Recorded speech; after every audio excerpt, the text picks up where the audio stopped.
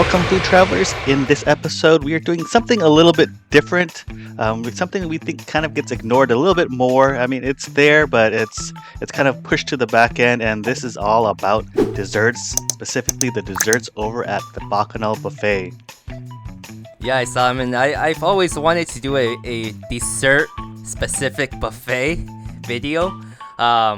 This one is kind of different because we kind of combined a few different visits of Bacchanal buffets, and it's just a combination of every single dessert or every visit of the desserts that we've been to, and I'm kind of excited about that because every time there is slight changes, it's not always going to be the same desserts. As you know, with every buffet, there's so many varieties and so many changes throughout the season and different type of ingredients that they have. So with this one, starting off, what was your favorite ones from this buffet?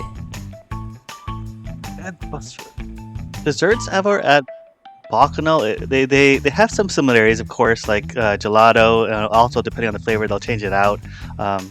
But they have things that are similar and things that are different. Definitely seasonal. You'll get more of those like pumpkin flavors during the fall than you will during spring or early summer.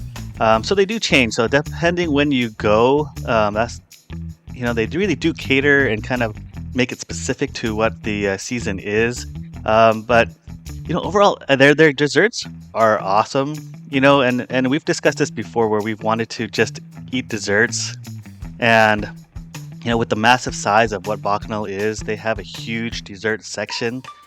So there's definitely that in itself feels like if you pay just to go eat desserts, which I know we've discussed, we want to go eat like mostly desserts before we get as full as we can with desserts, but we usually get too hungry, so we don't start with desserts and we always finish it after. But yeah, one of the things that Bacchanal is just, it's so large, and there's such a large variety of things to try that we wanted to kind of feature the desserts here at Bacchanal by itself, just to show you guys everything they have, and from the different visits we've had, especially with the most recent one as well.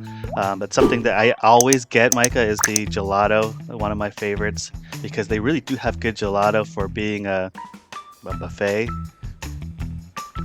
Yeah, so I also did want to mention that in this video, there's also the breakfast buffet that we went to, and I know that for the breakfast buffet section of the desserts, there's some variety for sure. Like there's maybe more donuts and less cakes and pies and stuff. And also, I wanted to also say there's that Portuguese egg tart. If you don't know what the difference between a normal egg tart is and a Portuguese egg tart, there's slight changes. Is more of the top part of the egg tart, where I guess it's kind of more caramelized, if you want to say it that way. Kind of like a creme brulee. It's kind of has a different color to it. I know there's slight changes too. I don't know specifically the ingredients of the difference. Do you know, Simon?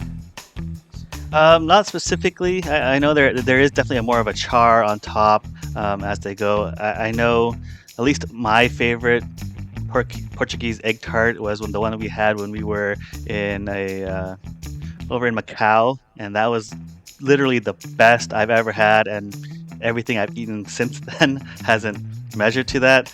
And so I tend to shy away from Portuguese egg tarts because of the ones I had in Macau, and that kind of nothing actually has stood up to it.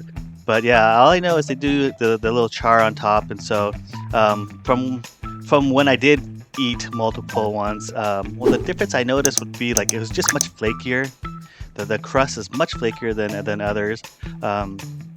It's very subtle flavors, but really distinct and nice compared to a regular egg tart. So there is a difference you can tell. Yeah. So another item I did also want to mention is at the breakfast buffet. They did have this Thai milk tea, and that was something different. I've never seen that even in the dinner buffets, and I know it's been a while since we went to a dinner buffet at Bacchanal, but that Thai milk tea was silky smooth for a buffet style. Like I was pretty impressed by it. Usually having a Thai milk tea, you won't have a really good one unless you go to a Thai restaurant. But yeah, in this case, for a dessert section, it was pretty impressive. Definitely worth grabbing if if you do see that one. Yeah, and one of the things that I do, I mean, maybe one day we'll do it, Micah. We actually go in and do what we plan to say and actually eat all the desserts first so we can try every single one and get a really, really good idea about all those things. But but yeah, it's always interchanging, and so it makes it really, really interesting. And Bacchanal compared to other places, I would say the place that kind of gets close is the Win, but other than the Win, other buffets in Vegas, they're not really that close in terms of if you really want to try. Which with all this variety, you can see why Bacchanal is probably the most, if one of the most expensive buffets in Vegas. Um, and it's one of those where it's arguable where you could be paying too much or you're paying that much because of what you're getting. And personally, I think that you actually get a lot if you actually go through and really dive into the buffet, because there's so many different things to try there. Yeah, definitely have a game plan after watching these videos. Kind of figure out where you want to go, prioritize what you really, really want to try, and try those specific items. Don't just load up on one item, because you're going to definitely miss out on everything else. There are buffets that have lesser variety, and it's probably better to just load up on those one or two items. But yeah, definitely at Bacchanal is more of a marathon than a sprint. You really want to make sure you plan out your strategy and get the items that you really want to try. If you've enjoyed the content you've seen, don't forget to support the channel and hit like and subscribe. And if you want to see additional pictures of food and our travels, go over to our Instagram page and follow us there. And thanks for watching.